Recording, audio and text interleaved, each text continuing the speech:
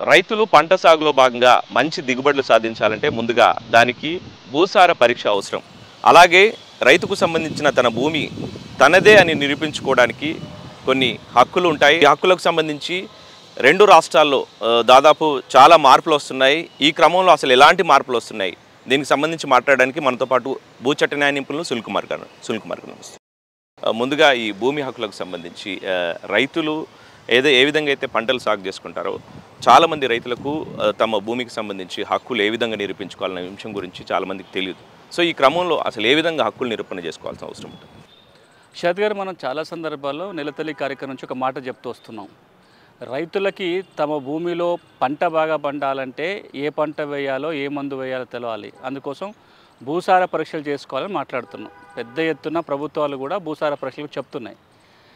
పంట దిగుబడి బాగా రావాలంటే భూసార పరీక్ష ఎంత కీలకమో, ఆ భూమి హక్కు భద్రంగా ఉందా లేదా, హక్కులు కాపాడుకోవాలంటే ప్రతి సంవత్సరం ఒకసారి భూమి హక్కు పరీక్ష చేసుకోవడం కూడా అంతే కీలకం.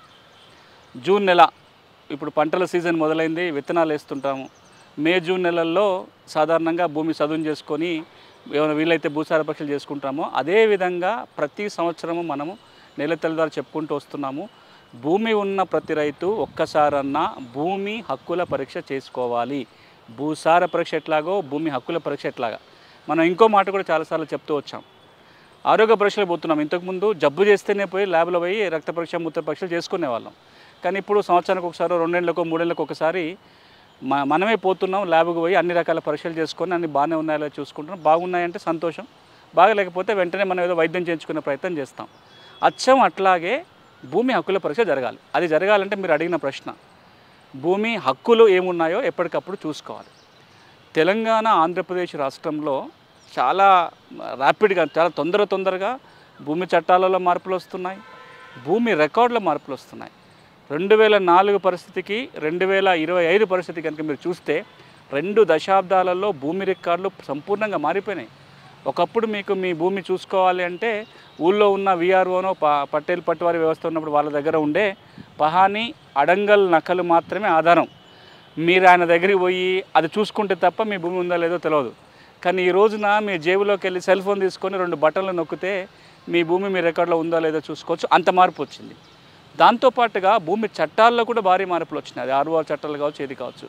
సో అందుకే ఒక నినాదం ప్రతి రైతు 2 తెలుగు రాష్ట్రాల్లో గుర్తుపెట్టుకోవాల్సిందంటే భూమి హక్కుల పరీక్ష చేసుకోవాలి. భూమి హక్కుల పరీక్ష మనం ఏం చూస్తామంటే ఈ సెల్ ఫోన్లో ప్రభుత్వం ఉంచిన రికార్డులో మన భూమి గురించి ఏముంది, ఇంకా మాన్యువల్గా ఉన్న కాగితాలలో ఏముంది, ఇవి చెక్ చేసుకోవడం ఒక ఎత్తు.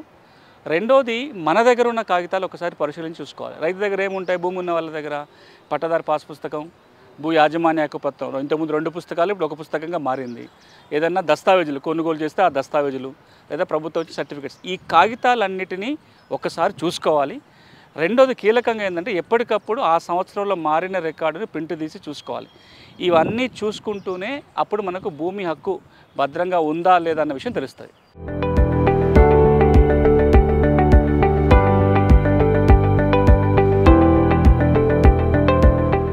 గతంతో పోలిస్తే ఈ భూమి హక్కులకు సంబంధించి చాలా ఇష్యూస్ ఎక్కువ పెరుగుతూ ఉన్నాయి. ఎందుకు, కారణం ఏంటి? 2 ప్రధాన కారణాలు. ఇప్పుడు ఆ కారణాలు కనుక రైతు అర్థం చేసుకుంటే భూమి హక్కులు ఇంకా జాగ్రత్తగా కాపాడుకుంటాడు.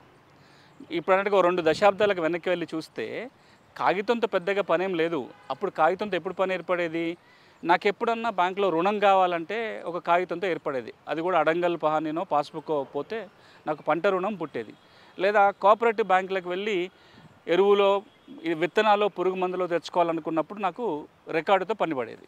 అంత తప్ప పెద్దగా రికార్డుతో లేదు. మీరు ఉన్న మొత్తం రైతాంగంలో ఎంతమంది పోయి బ్యాంకు రుణాలు తెచ్చుకునేవాళ్ళు, ఎంతమందికి కోఆపరేటివ్ సొసైటీల ద్వారా ఎరువులు, విత్తనాలు, పురుగు మందులు అందేటివి, మిగతా వాళ్ళకి పెద్దగా పని లేదు. కానీ గడిచిన 20 సంవత్సరాలలో రైతుకు ప్రభుత్వం అందజేస్తున్న ప్రతి పథకము భూమి రికార్డుతో ముడిపడి ఉంది. అది రైతు బంధు, రైతు భరోసా తెలంగాణ కావచ్చు, అక్కడ ఆంధ్రప్రదేశ్లో రైతు భరోసా ఏదైనా కావచ్చు, కేంద్రం ఇస్తున్న 6,000 4,000 రూపాయల డబ్బులు కావచ్చు, బీమా డబ్బులు కావచ్చు, లేదా ఎప్పుడన్నా ప్రకృతి వైపరీత్యాలు జరిగినప్పుడు నష్టపరిహారం కావచ్చు, ఏదైనా సరే రైతుగా మీ భూమికి ప్రభుత్వం నుంచి ఏ మేలు దక్కాలన్నా మీ చేతిలో పాస్ పుస్తకం ఉంటే తప్ప రాదు. ఇక రెండవది, ఆ భూమి మీరు అమ్మాలన్నా, ఎవరికైనా దానం ఇవ్వాలన్నా, వారసత్వంగా పంచుకోవాలన్నా రికార్డులో ఉంటే తప్ప జరిగిన పరిస్థితి. సో దీనివల్ల మీకు కాగితాలకు చాలా ప్రాముఖ్యత పెరిగింది. ఇక రెండోది, ఒకప్పుడు ఉభయ రాష్ట్రాలలో, మరి ముఖ్యంగా వెనకబడిన ప్రాంతాలలో, భూమిలో తక్కువ ఉన్న ప్రాంతాలలో అంతా నోటి మాట మీదనే. మీరు నాకు భూమి అమ్మినా మీరు నోటి మాట మీరు అమ్మేవాళ్ళు, కొనుక్కునేవాళ్ళు. ఎందుకంటే భూమి విలువలు తక్కువ, అవగాహన తక్కువ, భూమి ఎక్కడికి పోతుంది అని ఒక యాటిట్యూడ్. ఇప్పుడు కూడా మీకు అన్న ఉందా కాగితం ఉందా, ఎడిపోతుంది సార్ దున్నుకుంటున్నాం, ఉంటుంది భూమి ఎడిపోతుంది. కానీ ఇప్పుడు అది మారింది. 2 దశలు ఎందుకు మారింది అంటే భూముల విలువలు పెరగటం వల్ల వివాదాలు పెరిగినాయి, భూమి హక్కుల మీద ఒత్తిడి పెరిగిన ఈ నేపథ్యంలో ఒకప్పుడు భూమి ఉంటే చాలు ఏ కాగితం లేకున్నా పర్వాలేదనే దశ నుంచి 2 దశాబ్దాలలో భూమి లేకపోయినా కాగితం ఉంటే బాగుండనే దశకు వచ్చేసాం. అందుకే మనకు కాగితాల ప్రాముఖ్యత పెరిగింది. దురదృష్టం ఏంటంటే కాగితాల ప్రాధాన్యత పెరిగింది, కాగితాలు కావాలని రైతాంగం భూ యజమానులు కోరుకుంటున్నారు. కానీ ఈరోజు కూడా మనకు భూమి ఉంటే ఏ కాగితాలు ఉండాలి, ఏ రికార్డుల్లో పేరు ఉండాలి, ఏ కాగితాలు ఏ రికార్డులో ఉంటే భూమి మీద హక్కు భద్రంగా ఉన్నట్టు, లేకపోతే చిక్కున్నట్టు అనే ప్రాథమిక జ్ఞానం కూడా ఇప్పటికీ చాలామందికి లేదు. మీరు ఈ రోజున మీరు ఇంతకాలంగా అగ్రి జర్నలిస్ట్గా పనిచేస్తున్న చాలా వేల మంది రైతులు మీరు మాట్లాడుంటే ఒక ప్రశ్న అడగండి రైతుని, మీకు భూమి ఉంది కదా, దీనికి ఏముంటే మీకు ఇది హక్కు ఉన్నట్టని అడగండి. పోనీ ఒక ప్రశ్న నేను అన్ని గ్యాదరింగ్లో అడుగుతుంటా, మీకు భూమి ఉందా అని అడుగుతా, ఉంది అన్నారు అనుకో, ఈ భూమి మీదే అనడానికి ఏంటి గ్యారంటీ అని అడుగుతా. ఒక్కొక్కరు ఒక్కొక్క సమాధానం చెప్తారు తప్ప చట్టం దృష్టిలో ఈ కాగితాలు ఉంటేనే భూమి మీద హక్కు భద్రంగా ఉన్న అంశం ఇప్పటి కూడా రైతాంగానికి పూర్తిగా తెలియదు. ఎట్లాంటి కాగితాలు ఉండాలి సార్ రైతు దగ్గర నిరూపించుకోవడానికి? మనం అంటే చాలా స్పష్టంగా రైతుకు సూటిగా సింపుల్గా అర్థం కావాలంటే ఒక నినాదం చెప్తున్నాం పెద్ద ఎత్తున. గడిచిన 7-8 ఏళ్ళకి ఏమంటున్నామంటే, మీ భూమి హక్కు మీకు భద్రంగా ఉండాలి అంటే ఒక మాట గుర్తుపెట్టుకోవాలి. స్వాధీనంలో భూమి అంటే భూమి మీ చేతిలో ఉండాలి, లేదా మీరు ఏమైనా కౌలుకో పాలుకో వచ్చి ఉంటే అది మీ చేతిలో ఉన్నట్టు కింద లెక్క. మీ అజమాయిషిలో లేదా మీ చేతిలో మీ భూమి మీ కంట్రోల్లో ఉండాలి. మొట్టమొదటి స్వాధీనంలో భూమి. 2 చేతిలో పట్టా. ఉభయ రాష్ట్రాలలో 6 చట్టం కింద ఇస్తున్న పాస్ పుస్తకం మీ చేతిలో ఉండాలి. ఇది రెండోది. మూడోది, రెవెన్యూ రికార్డుల్లో పేరు. ఆంధ్రప్రదేశ్ కానీ తెలంగాణలో కానీ కీలకంగా ఉన్న 6 రికార్డు కావచ్చు, ఇక్కడ భూభారతి కావచ్చు, అక్కడ 1B రికార్డు కావచ్చు, అడంగల్ పహాని కావచ్చు, ఈ కీలకమైన రికార్డులో పేరు ఉండాలి. స్వాధీనంలో భూమి, చేతిలో పట్ట, రికార్డుల్లో పేరు ఉంటేనే భూమి హక్కులకి భద్రత. అంటే ఈ రోజున తెలంగాణ రాష్ట్రం కానీ ఆంధ్రప్రదేశ్ కానీ భూమి ఉన్న రైతు చూసుకోవాల్సిన 3 అంశాలు. ఈ రోజున భూమి మీ స్వాధీనంలో ఉందా, మీ గట్లు చూసుకున్నారా, మొట్టమొదటిది. రెండో అంశం చూసుకోవాల్సింది మీ చేతిలో పాస్ పుస్తకం ఉందా, ఒకటి. ఈ పాస్ పుస్తకం రావడానికలా అంటే ఏ విధంగా మీకు భూమి వస్తే ఆ కాగితం ఉండాలి. కొనుక్కుంటే కొనుగోలు కాగితం ఉండాలి. బాగా పంపకాలదారు వస్తే బాగా పంపకాల కాగితం ఉండాలి.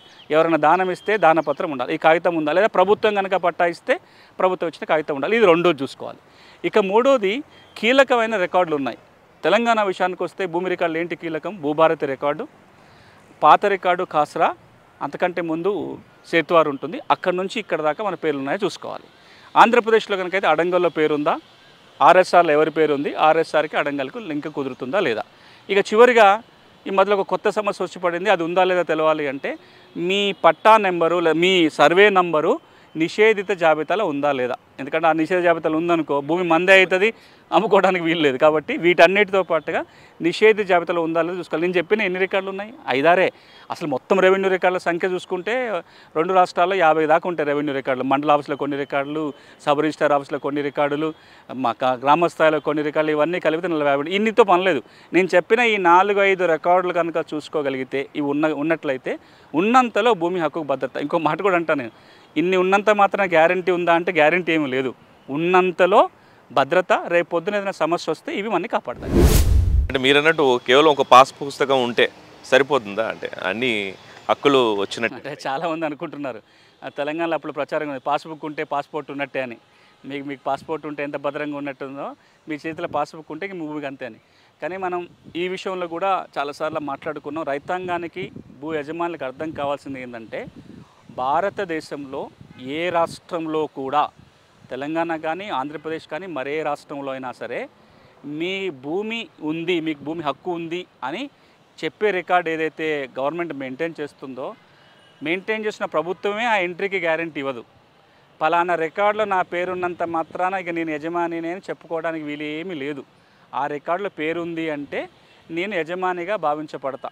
రేపు శరత్ గారు వచ్చేసి అది సునీల్ భూమి కాదని కోర్టుల కేసు గెలిచిందనుకో, నా భూమి కాకుండా పోతుంది, మీ భూమి అయిపోతుంది. అంటే ఈ రోజున ఎన్ని రికార్డులు ఉన్నా ఆ రికార్డుల్లోని వివరాలు ఏ యజమాని భూమి హక్కులు నిరూపించడానికి కూడా అంతిమ సాక్ష్యంగా పనికిరావు, గ్యారంటీ కాదు.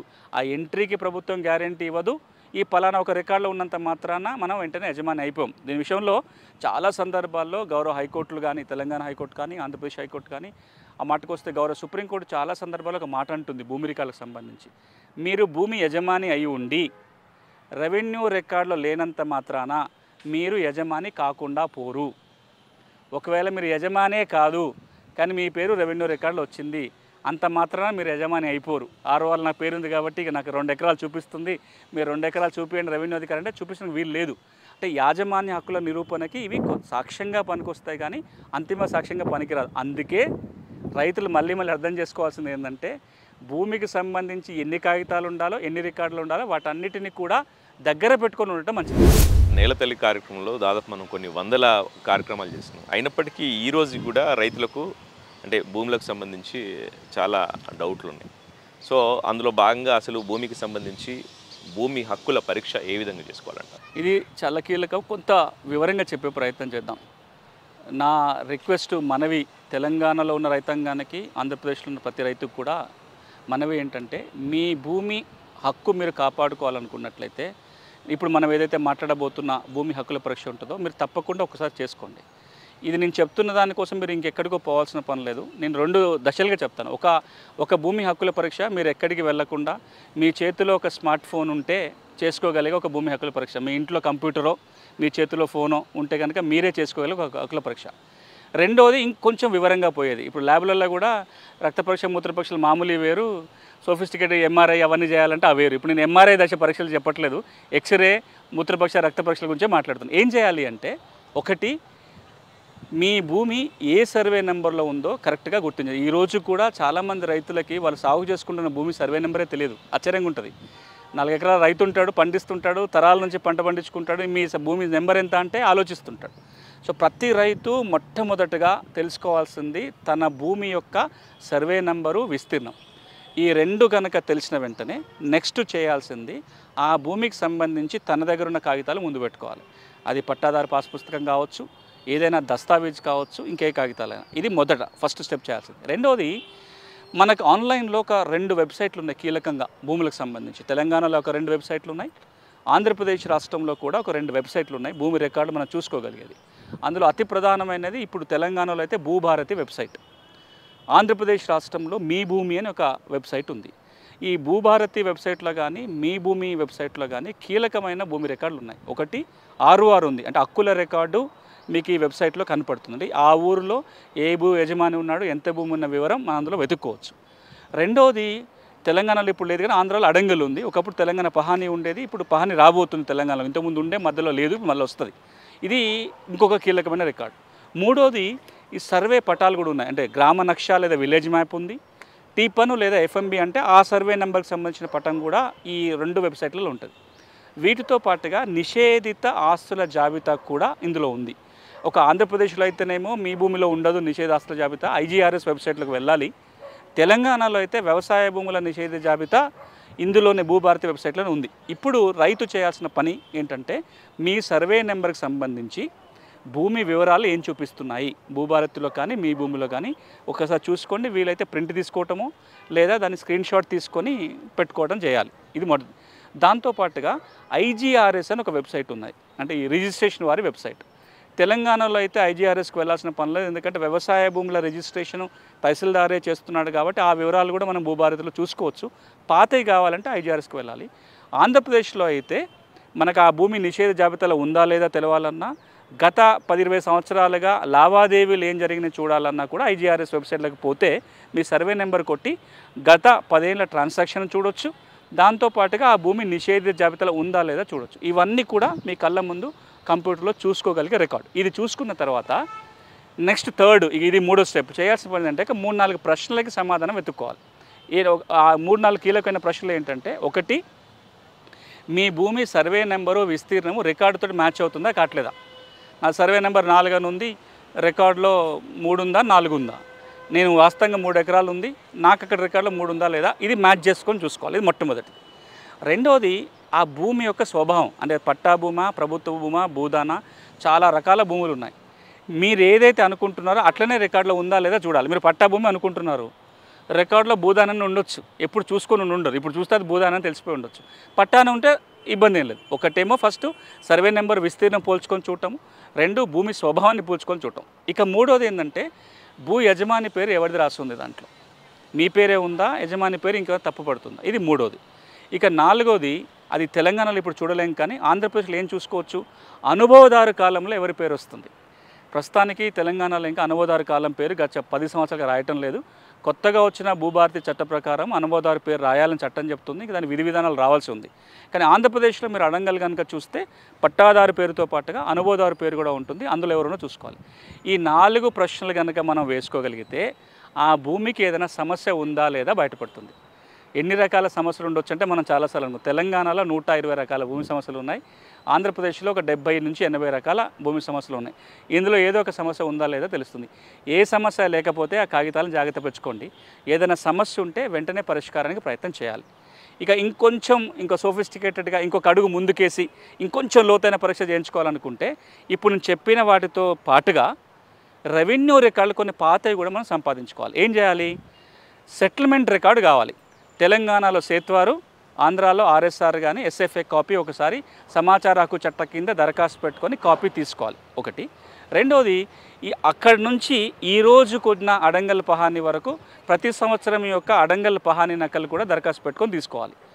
ఇవి రెండు తీసుకున్న తర్వాత అప్పుడు మనకేం అర్థమవుతుంది, సర్వే జరిగినప్పుడు అంటే 1910లో ఆంధ్ర ప్రాంతంలో, 1940లో తెలంగాణ ప్రాంతంలో ఎవరి పేరుంది, ఇప్పుడు ఎవరి పేరుంది, వీళ్ళ పేర్లు ఎట్లా మారుతూ వస్తున్నాయి అనేది మనము ఇంతకుముందు తీసుకున్న ఈసీ ఆధారంగా ఇప్పుడు అడంగల్ పహాని ఆధారంగా వెరిఫై చేసి చూసుకుంటే టైటిల్ ఫ్లో అంటాం చూసారా, లింకులు అని ఉన్నాయా లేదంటారు కదా, ఈ లింకులు మ్యాచ్ అయినా తెలిసిపోతుంది. ఇది రెండో రకం, అంటే ఇంకొంచెం అడిగి వేసి కొన్ని రికార్డులు తెచ్చుకొని. ఇక చివరిది ఒకటి ఉంది, థర్డ్ది ఏంటంటే ఒక ఎక్స్పర్ట్ దగ్గరికి పోవటం. ఈ కాగితాలన్నీ పెట్టుకొని ఒక లాయర్ దగ్గరికి పోతే లాయర్ ఒక టెస్ట్ చేస్తాడు, దాన్నే టైటిల్ వెరిఫికేషన్ లేదా టైటిల్ డ్యూ డెలిజెన్స్ అంటాం. అది కనుక చేయించుకొని లాయర్ దగ్గర నుంచి ఒక రిపోర్ట్ తీసుకొని దగ్గర పెట్టుకుంటే ఇది మోస్ట్ సేఫ్. మనం దీన్ని ఏం చేస్తామంటే రైతుల కోసం చాలా తక్కువ కాస్ట్లో ఒక సంవత్సరం పాటు మీకు జ్ఞాపకం ఉంటుంది, భూమి హక్కుల పరీక్ష పేరుతోటి మీరు మీ రికార్డులని వాట్సాప్లో పంపండి, మేము 100 రూపాయలకే పరీక్ష చేస్తామని చెప్పి దాదాపుగా 1000 మంది రైతులకు పైగా కేవలం 100 రూపాయలు ఫీజు ఛార్జ్ చేసి 1000 మంది రైతులకి భూమి హక్కుల పరీక్ష చేసి వాళ్ళకు ఒక రిపోర్ట్ ఇచ్చినాం. మీరు ఎట్లయితే ల్యాబ్కి పోతే రక్త పరీక్ష చేసుకుంటే ఒక రిపోర్ట్ మీ చేతిలో పెడతారో, మేము కూడా ఆ రికార్డులన్నీ పరిశీలించి 2 పేజీల రిపోర్టు రైతుకి పంపాం. ఇప్పుడు మీరందరూ కూడా ఇలాంటి ఒక పరీక్ష చేసుకొని రిపోర్టు దగ్గర పెట్టుకున్నట్లయితే ఈరోజు సమస్య ఉంటే తెలుస్తుంది, పరిష్కారం చేసుకోవచ్చు. సమస్య లేకపోయినా ఈ పరీక్ష కోసం సేకరించిన కాగితాలు రేపు పొద్దున ఎప్పుడు సమస్య వచ్చినా మనని కాపాడతాయి. సార్, గత కొద్ది కాలంగా గమనిస్తే ఈ భూమిపై ఒత్తిడి బాగా పెరుగుతుంది. ఎప్పుడైతే ధరలు పెరిగినాయో, ఈ రియల్ ఎస్టేట్ అవ్వచ్చు లేకపోతే పంట పొలాలకు సంబంధించి అవ్వచ్చు, సో ఈ క్రమంలో చట్టాలు కూడా అదే స్పీడ్గా మారుతున్నట్టు అనిపిస్తుంది. సో ఈ 2 రాష్ట్రాల్లో, 2 తెలుగు రాష్ట్రాల్లో ఎట్లాంటి మార్పులు జరుగుతూ ఉంది? 2 ప్రధానమైన మార్పులు కనపడతాయి శరత్ గారు. ఒకటి, మీరు ఏదైతే అన్నారో భూముల విలువలు పెరుగుతున్నాయి, భూమి మీద ఒత్తిడి పెరుగుతుంది. అంటే అన్ని అవసరాలకి భూమే కావాలి. ఇప్పుడు ఇళ్ళ స్థలాలకు కావాలి, వ్యవసాయానికి కావాలి, ఇండస్ట్రీకల్ అన్నిటికీ భూమి అవసరం పడుతుంది. భూమి లిమిటెడ్, భూమి పెరగదు కదా. అప్పుడప్పుడు జోక్ చేస్తానికి అంటాం, తెలంగాణలో ఆంధ్రలో భూమి పెరిగింది, లక్షల ఎకరాలు పెరిగింది, రికార్డులో పెరిగింది, వాస్తవంగా అయితే పెరగదు కదా. తెలంగాణలో ఒక 20 లక్షల ఎకరాల దాకా పెరిగింది. తెలంగాణలో రికార్డులో పెరిగిన భూమిని కన్నా చూపించాలంటే పక్క రాష్ట్రాలు కబ్జా పెట్టాలని జోకేస్తుంటాం. బట్ భూమి పెరగదు, అది లిమిటెడ్ రిసోర్స్. దానివల్ల ఒక ఒత్తిడి పెరుగుతుంది. ఆ ఒత్తిడికి తగ్గట్టుగా చట్టాల్లో మార్పులు వస్తున్నాయి. రెండోది, మారుతున్న భూమి సమస్యల స్వభావం, స్వరూపం వల్ల ఒక మార్పు వస్తుంది. ఈ 2 కాకుండా మూడో ప్రధానమైన కారణం ఉంది, చాలా తక్కువ మందికి తెలిసే కారణం ఏంటంటే 2004లో అప్పటి యూపీఏ ప్రభుత్వం, కేంద్ర ప్రభుత్వము భూమి రికార్డులకు సంబంధించి ఒక విధానపరమైన ప్రధాన మార్పు తీసుకొచ్చింది. అంతకు మునుపు పివి నరసింహారావు గారు పలు సందర్భాలుగా ఎర్రకోట మీద ప్రసంగం చేసినప్పుడు కానీ, లేదా వాజ్పేయి గారు మాట్లాడినప్పుడు కానీ, ఆ తర్వాత మన్మోహన్ సింగ్ గారు మాట్లాడుతూ ఎప్పుడు ఒక మాట ఏమనే వాళ్ళంటే, భారతదేశం ఆర్థికంగా ప్రగతి చెందాలి అంటే ప్రధాన అడ్డంకి భూమి రికార్డులలో ఉన్న లోపాలు, భూ వివాదాలు పెరగటం. అంతేకాదు, మెకెన్జీ అనే ఒక అంతర్జాతీయ సంస్థ భారతదేశం పూర్తిగా స్టడీ చేసిన తర్వాత ఆర్థిక ప్రగతి మీద, ఎకనామిక్ డెవలప్మెంట్ మీద ఒక ప్రధానమైన మాట ఏం చెప్పారంటే, ఈ దేశంలో భూమి రికార్డులు సరిగా లేకపోవటం వల్ల, భూ చట్టాలు విధానాలు సక్రమంగా లేకపోవటం వల్ల ప్రతి సంవత్సరం జీడిపిలో 1.3% నష్టపోతున్నామని మెకెన్జీ రిపోర్టు. మరి ఏం చేయాలనే ఆలోచన వచ్చినప్పుడు 2 సూచనలు బలంగా వచ్చినాయి. ఒకటి, భూమి రికార్డులని ఆధునీకరణ చేయాలి. రికార్డులను ఎప్పటికప్పుడు తాజాగా ఉంచటము, అంటే తాజాగా ఉంచడం అంటే రియల్గా ఎవరు ఓనర్ ఉంటే వాళ్ళ పేరే రికార్డులో వచ్చే విధంగా కంప్యూటరీకరణ జరగాలని ఒక సూచన. రెండో సూచన ఏంటంటే దాదాపుగా 90 దేశాల్లో ఉన్నట్టుగా భారతదేశంలో కూడా టైటిల్ గ్యారంటీ విధానం తేవాలనే ఒక సూచన. దానికి తగ్గట్టుగానే 2004లో 2 ప్రధానమైన మార్పులు వచ్చినాయి. మీరు ఈ రోజున ఏవైతే భారీ మార్పులు చూస్తున్నారో దానికి బీజం పడింది 2004లో. 2004లో కేంద్ర ప్రభుత్వం అధికారికంగా విధాన ప్రకటన చేస్తే ఏం చెప్పారంటే ఈ రోజు నుంచి ఇప్పటిదాకా ఉన్న ప్రిజంప్టివ్ రికార్డుల స్థానంలో టైటిల్ గ్యారంటీ వ్యవస్థ తేబోతున్నామని చెప్పి విధాన ప్రకటన కేంద్రం చేసింది. చేయటంతో పాటుగా ఈ దేశంలో టైటిల్ గ్యారంటీ విధానం తేవటం కోసం ఒక కొత్త పథకానికి అప్పుడు అంకురార్పణ జరిగింది. అదే NLRMP. దాన్ని ఇప్పుడు పేరు మార్చి కొంత మార్పులతోటి ఈరోజు కూడా DILRMP అని ఒక పథకం అమలు జరుగుతుంది. కేంద్ర ప్రభుత్వం 100% నిధులు కేంద్రం ఇస్తుంది. ఈ పథకం యొక్క అంతిమ లక్ష్యం అది ఎప్పటి వరకు సాధించాలంటే డేట్లు మారుతూ పోయినాయి. ఒకప్పుడైతే 2020 నాటికి లక్ష్యం నెరవేరాలనుకున్నారు, 2025 అన్నారు, ఇప్పుడు 2030 అంటున్నారు. 2030 నాటికి ఈ రోజున ఉన్న భూమి రికార్డులు సమగ్రంగా మారాలి, భూమి చట్టాలన్నీ మారాలి. ఆ అంతిమ లక్ష్యం అది కాబట్టి మెల్లగా ఈ ఉన్న చట్టాల్లో ఆ విధంగా మార్పులు జరుగుతూ పోతున్నాయి. 6వ చట్టం కావచ్చు. అన్నిటికంటే ప్రధాన మార్పు మీరు చూసేది ఒకప్పుడు కాగితాల మీద మాత్రమే ఉన్న రికార్డు ఇప్పుడు పూర్తిగా కంప్యూటర్లకు వచ్చింది. మీరు మీ భూమి పోర్టల్ కావచ్చు, భూభారతి పోర్టల్ కావచ్చు, కంప్యూటర్లో మీరు చూడగలుగుతున్నారు. ఒకప్పుడు చేతి రాతతోటి జరిగే రికార్డు మార్పు కాస్త మ్యూటేషన్ కాస్త ఇప్పుడు డిజిటల్ మ్యూటేషనే జరుగుతుంది. ఒకప్పుడు మీరు రెవెన్యూ కార్యాలయంలో దరఖాస్తు పెట్టుకోవాలనుకుంటే సమస్య ఉంటే కాగితం మీద దరఖాస్తు రాసి కార్యాలయానికి పోవాల్సిందే తప్ప ఇప్పుడు మీరు మీ సెల్ ఫోన్లోకి వెళ్ళి కూడా అప్లికేషన్ పెట్టుకోవచ్చు. ఈ మార్పులన్నిటికంటే తోటుగా 2 చట్టాలలో చాలా మార్పులు వచ్చినాయి. అవి రైతులకు ఎక్కువ ప్రభావం చూపిస్తాయి. ఒకటి 6R చట్టంలో మార్పు. భూమి హక్కుల రికార్డు నిర్వహణ కోసం ఏదైతే ఆంధ్రాలో 6R చట్టం ఉందో, తెలంగాణలో ఇప్పుడు కొత్తగా వచ్చిన భూభారతి చట్టం ఉందో, హక్కుల రికార్డుల నిర్వహణలో చాలా మార్పులు తీసుకురావడం జరిగింది. రెండోది కౌలుదారులకు సంబంధించిన చట్టాల్లో కూడా చాలా మార్పులు వచ్చినాయి. ఇప్పుడు ఆంధ్రప్రదేశ్లో కొత్త చట్టం అమలు జరుగుతుంది. తెలంగాణ కూడా ఒక ఆలోచన చేస్తున్నారు మళ్ళీ కొత్త చట్టం తేవాలని. ఆంధ్రప్రదేశ్లో అయితే 3 చట్టాలు మన ఇప్పటిదాకా 10 ఏళ్లలో. అంతకు మునిపోయేమో పాత కౌలు చట్టం ఉండే. తర్వాత ఉమ్మడి రాష్ట్రంలో ఒక గుర్తింపు కార్డులు ఇచ్చే చట్టం, LEC కార్డుల చట్టం వచ్చింది. అది పోయి క్రాప్ కల్టివేషన్ రైట్స్ యాక్ట్ ఒక కొత్త చట్టం వచ్చింది. మళ్ళీ ఇప్పుడు వింటున్నాం గడిచిన 6 నెలలుగా దాని స్థానంలో ఇంకో కొత్త కౌలు చట్టం తెచ్చే మార్పు జరుగుతుంది. ఒక్క మాటలో చెప్పాలి అంటే ఈ రోజున ఇప్పుడున్న చట్టం రేపు అట్లా ఉంటుందో లేదో తెలియదు. ఇప్పుడు ఇట్లున్న రికార్డు రేపు అలాగే ఉంటుందో లేదో తెలియదు. ఇంత డ్రాస్టిక్గా చట్టాలు మారుతున్న నేపథ్యంలో తెలంగాణ, ఆంధ్రప్రదేశ్ రైతాంగం ఎప్పటికప్పుడు భూమి రికార్డులో వాళ్ళకు సంబంధించి ఏముందో చూసుకోవటం, ఎప్పటికప్పుడు చట్టాలలో ఏం మార్పులు వస్తున్నాయో తెలుసుకోవటం తప్పనిసరి అయిపోయింది.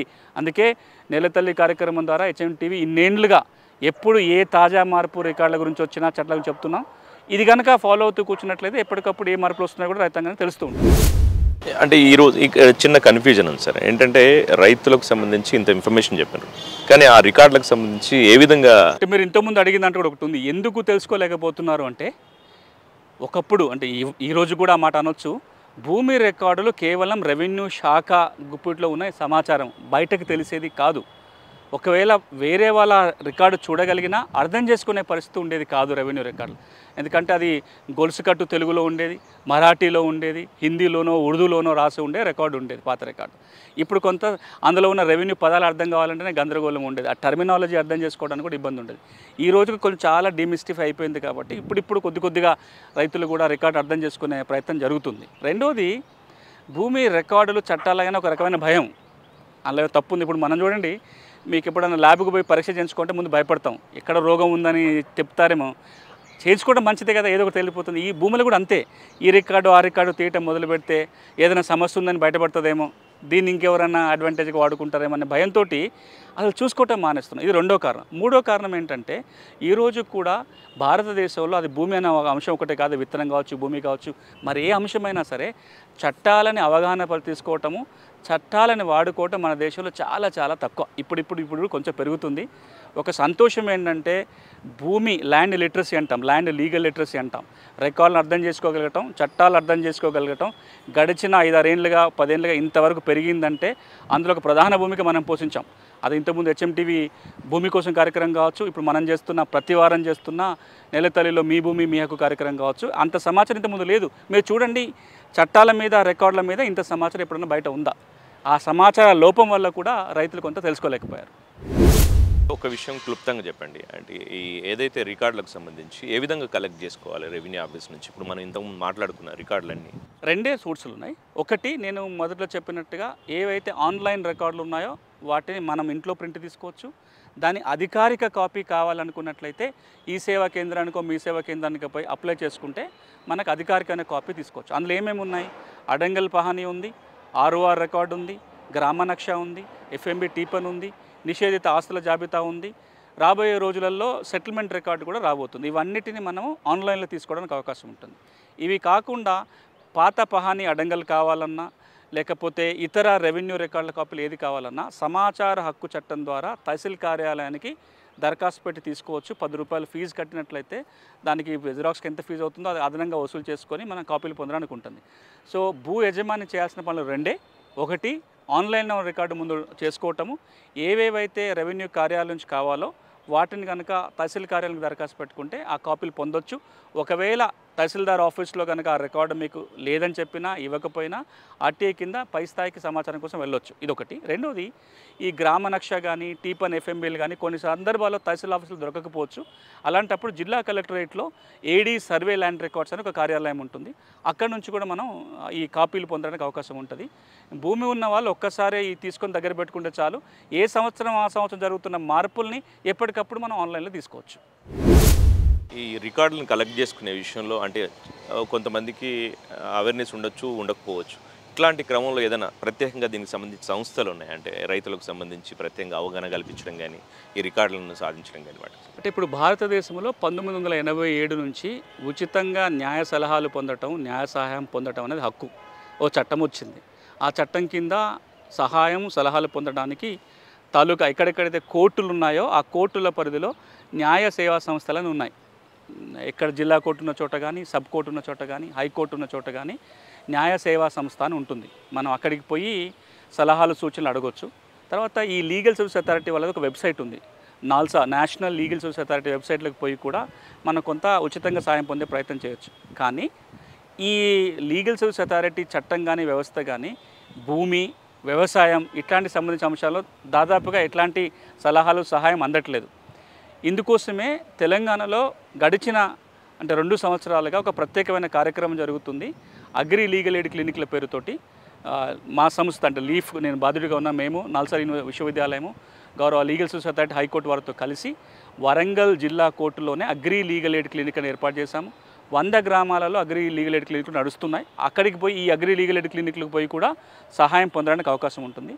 అంతేకాకుండా ఒకప్పుడు గ్రామీణాభివృద్ధి శాఖలో తెలంగాణలో ఆంధ్రప్రదేశ్లో పారాలీగల్ వ్యవస్థ ఉండేది.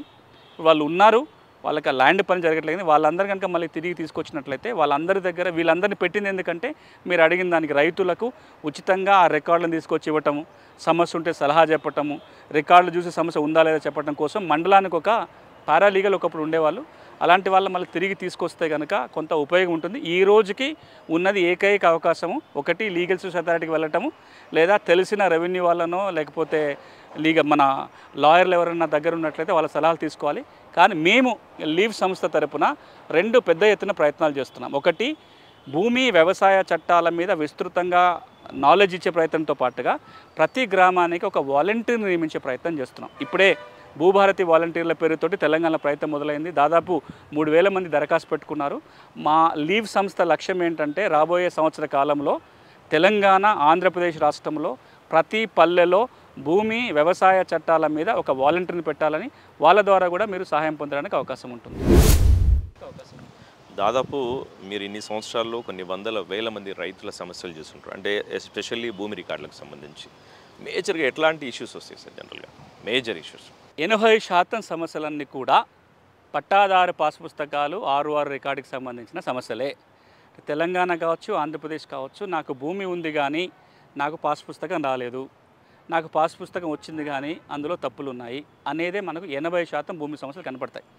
దానికి ఈ సమస్యకు పరిష్కారం కూడా తెలంగాణలో అయితే భూభారతి చట్టం, ఆంధ్రప్రదేశ్లో అయితే ఆర్ఓఆర్ చట్టం కింద రెవెన్యూ యంత్రాంగానికి ఇప్పుడు అధికారాలు వచ్చినాయి. ఒకప్పుడు నిన్న మొన్నటిదాకా తెలంగాణలో కోర్టుకు తప్ప రెవెన్యూ వాళ్ళకి అధికారం లేదు. ఇప్పుడు కూడా ఇక్కడ తెలంగాణలో కూడా రెవెన్యూ అధికారులకు అధికారాలు వచ్చినాయి.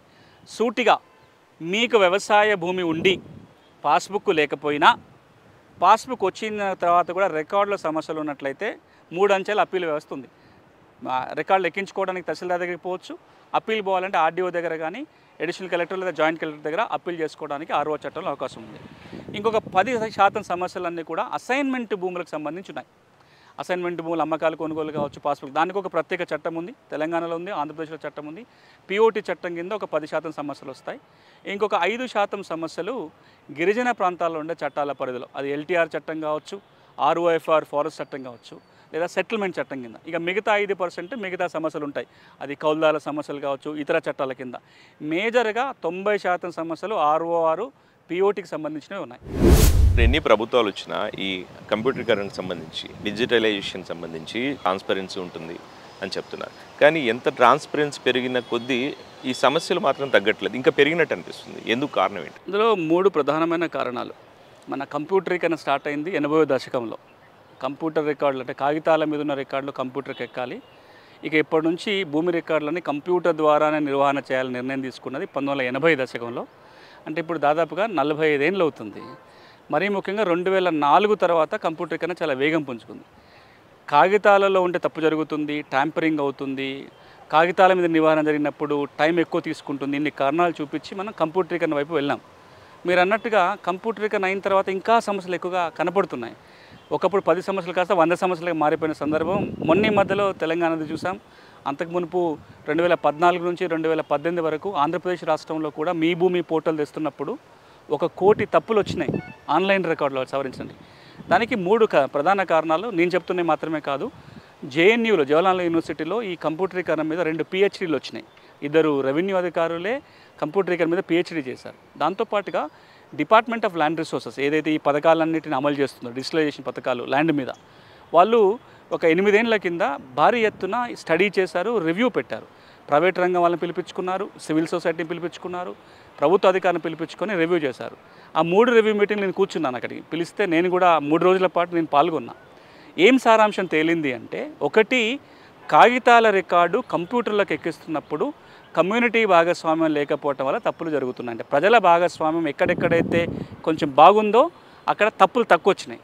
ఎక్కడెక్కడైతే ఈ కంప్యూటరీకరణ కేవలం మళ్ళీ ఏసీ రూమ్లకు పరిమితం అయిపోయి కాగితాలను కంప్యూటర్లకు మార్చుకునే ప్రయత్నాలు జరుగుతున్నాయో తప్పులు ఎక్కువ జరిగినాయి. మీకు ఉదాహరణ మీరే వచ్చారు, పుట్టల భూపతి గ్రామం, అదొక ఉదాహరణ చెప్పారు వాళ్ళు కూడా. గవర్నమెంట్ ఆఫ్ ఇండియా కూడా చెప్పింది.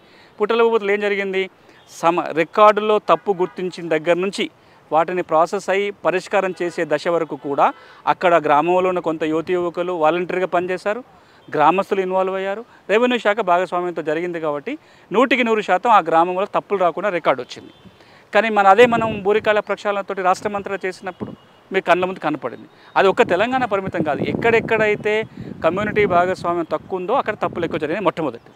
రెండోది, కంప్యూటరీకరణ చేస్తున్నప్పుడు కూడా ఈరోజు కూడా మనం ఏ ఒక్క రికార్డు ఫైనల్ రికార్డు అని చెప్పట్లా, మళ్ళీ అన్ని రికార్డులు కంప్యూటరీకరణ జరగాలి, అప్పుడు మాత్రమే మీకు పూర్తి అవుతుంది. ఇప్పుడు తెలంగాణలో ఉంది భూమి రికార్డులు ఏమేమి ఉన్నాయి, మీకు పహాని చేయాలి, 1B చేయాలి, తర్వాత పాత పహానీలన్నీ చేయాలి, సేత్వారు, కాసర పహాని, చేసాల, ఇన్ని రికార్డులు ఉన్నాయి.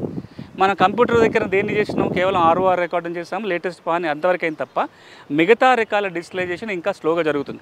అయితే ఆ రికార్డులన్నీ కంప్యూటర్లకు రావాలి, లేదా ఈ ఒకటే రికార్డు ఉంటుందని చట్టమన్నా చేసుకోవాలి. ఇది రెండవ లాక్యూన్ అంటే వాళ్ళ పొరపాటు కనపడుతుంది. ఇక మూడవది ఏంటంటే, ఎంత కంప్యూటరీకరణ పెరిగినా సాధారణ పౌరుడికి ఇంకా భూమి రికార్డు చూసుకోవాలంటే ఫిజికల్ కాపీనే ఆయనకి భరోసా. అది నేను అంటున్న మాట కాదు. SR శంకరన్ గారు పేదల IAS ఆఫీసర్ ఆయనకి పేరు. ఆయన చనిపోయే దశలో కూడా 2-3 మీటింగ్లో వారు పాల్గొన్నప్పుడు ఆ 2-3 సందర్భాలలో ల్యాండ్ మీద మాట్లాడినప్పుడు నేను అక్కడ ఉన్నాను. ఒకసారి వారితో పాటు డయాస్ షేర్ చేసుకునే అదృష్టం కూడా కలిగింది. ఆయన ఏమంటారంటే, ఆయన కంప్యూటరీకరణ మొదలైనప్పుడు సెక్రటరీగా పనిచేశారు గవర్నమెంట్ ఆఫ్ ఇండియాలో. ఆయన 2 మాటలు ఎప్పుడు అంటాడు, కంప్యూటరీకరణ మాట్లాడుతూ, ఈ రోజున కంప్యూటరీకరణ జరిగితే అమెరికాలో కూర్చున్న వాళ్ళకు, హైదరాబాద్లో కూర్చున్న వాళ్ళకు, లండన్లో కూర్చున్న వాడుకు వాడి రికార్డు బాగానే చూసుకోగలుగుతాడు, కానీ అరక దున్నుకునే రైతుకు మళ్ళీ కాగితం రికార్డే దిక్కవుతుంది అనే ఒక మాట అంటాడు. రెండోది ఏమంటారంటే, మీరు కంప్యూటర్లో చెత్త పెడితే కంప్యూటర్ చెత్త ఇస్తుంది, మీరు క్లీన్ రికార్డు పెడితే కంప్యూటర్ క్లీన్ రికార్డు చూపిస్తుంది. మన కంప్యూటరీకరణ జరుగుతున్న తప్పేందంటే, రికార్డులను పూర్తిగా సంస్కరించుకోకుండానే తప్పుల తడకగా ఉన్న రికార్డుని కంప్యూటర్లో పెట్టి కంప్యూటర్ అంతా బాగా చేసిన ఆలోచిస్తాం. ఇవి ప్రధానంగా. ఇక వీటిని మించి ఇంకోటి కనబడుతుంది. కాగితాల రికార్డు ట్యాంపర్ చేస్తే పట్టుకోవడానికి సులభం అయ్యేది. అలా పేజీ చింపగలిగేటోళ్ళు, వేరే పెన్తో రాసేటోళ్ళు, ఎక్కడో ఒకటి దొరికిపోయేది. ఈ రోజున కంప్యూటర్లకు వచ్చిన తర్వాత లాగిన్లకు వెళ్ళిపోయి అసలు ఏ ట్రేసో మిగలకుండా మీ పేరు తీసి నా పేరు రాస్తున్నారు. ఇప్పుడు తెలంగాణలో చాలా ఉదాహరణలు చూసాం. ఈ రోజు దాకా శరత్ పేరు రికార్డులో ఓనర్ కనబడుతుంది, తెల్లారికి మారిపోయింది. ఇవన్నీ ఆ తప్పులు జరుగుతాయి. అంటే కంప్యూటర్లు వచ్చిన తర్వాత మ్యానిపులేషన్ కూడా ఇంకా పెరిగింది. కాబట్టి ఈ రోజు టెక్నాలజీలో ఇంకా మార్పు రావాలి. ఈ టెక్నాలజీ సోఫిస్టికేషన్ పెరగాలి. టెక్నాలజీ ఎంత సోఫిస్టికేటెడ్గా ఉండాలి అంటే మీ పేరు మారిస్తే నెక్స్ట్ సెకండ్ నాకు సమాచారం వచ్చేంత సోఫిస్టికేషన్ పెరిగినప్పుడు మాత్రమే ఈ కంప్యూటర్ తప్పులు తగ్గుతాయి. చివరిగా గుర్తుపెట్టుకోవాల్సింది అదొక సాధనం. కంప్యూటర్ ఈజ్ అ టూల్, అది ఎవ్రీథింగ్ కాదు అనేది అర్థమైతే కంప్యూటరీకరణ వల్ల ఫలితాలు వస్తాయి. మనం మాట్లాడుకున్నట్టు ఈ భూ హక్కుల పరీక్ష, భూమి హక్కుల పరీక్షకు సంబంధించి చేసినప్పుడు దాంట్లో తప్పులు దొరికినట్టు తేలితే దాన్ని ఏ విధంగా పరిష్కరించుకోవాలి? ఇది కూడా ఒక $1 మిలియన్ ప్రశ్న. ఎందుకంటే ఒక్కొక్క సమస్యకి ఒక్కొక్క పరిష్కార మార్గం ఉంది. కానీ ఒక జనరల్గా సమాధానం చెప్పే ప్రయత్నం చేస్తా. జనరల్ సమాధానం ఏంటంటే, మీ సమస్య కనుక భూమి రికార్డులో జరిగిన తప్పులకు సంబంధించి అయినట్లయితే రెవెన్యూ యంత్రాంగాన్ని ఆశ్రయించవచ్చు. అది ఆర్డీఓ కావచ్చు, జాయింట్ కలెక్టర్ లేదా అడిషనల్ కలెక్టర్కి అధికారాలు ఉన్నాయి, రికార్డులు సవరణ చేయవచ్చు. లేదా ఇది కాదు, మీ అసలు యాజమాన్య హక్కు వివాదం, ఆ భూమి నీదా నాదా అనే కొట్లాట అన్నదమ్ముల మధ్యలోనో గట్టి పంచాయతీ ఉన్నప్పుడు అలాంటి సమస్యలు వస్తే కనుక ఈ భూమికి యజమాని ఎవరు అని నిర్ణయించే అధికారం రెవెన్యూ యంత్రాంగానికి ఉండదు, సివిల్ కోర్టుకు వెళ్ళాలి. మూడోది, నా భూమి మీరు ఆక్రమించేసుకున్నారు లేదా నా భూమిలోకి మీరు వచ్చే ప్రయత్నం చేస్తున్నారు, మీరు నా భూమిలో రాకుండా ఆపుకోవాలన్నా లేదా నా కబ్జా గురైన భూమిని తిరిగి తెచ్చుకోవాలన్నా రెవెన్యూలు ఏం చేయడానికి ఉండదు, సివిల్ కోర్టుకు వెళ్ళాలి. ఇది రెండోది. మూడోది, ఒకవేళ మీ భూమి కనుక అసైన్మెంట్ భూమి అయినట్లయితే అది ఏ రకమైన సమస్య అయినా రెవెన్యూ యంత్రంగా పరిష్కరించవచ్చు. ఆ భూమికి మీద కాదా అని కూడా తేలవచ్చు. ఆక్రమించుకుంటే తిరిగి తెచ్చే అధికారం కూడా రెవెన్యూ యంత్రంగా ఉంటుంది అసైన్మెంట్ భూమి అయితే.